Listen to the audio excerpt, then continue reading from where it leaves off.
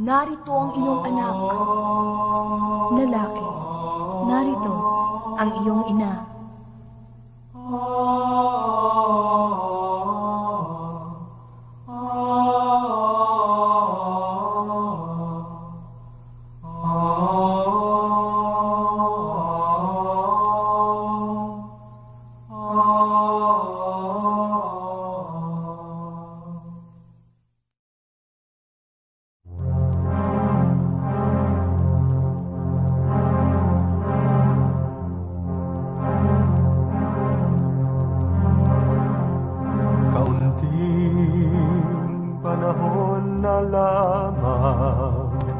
At tayo ay kanyang iiwan.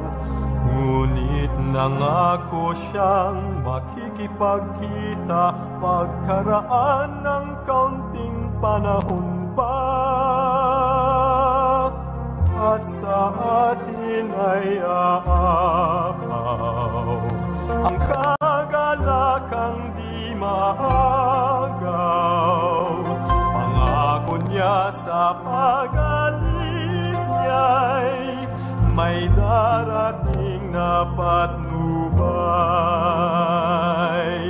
Pagdating ng Espiritu ng katotohanan, tutulungan niya tayong maunawaan.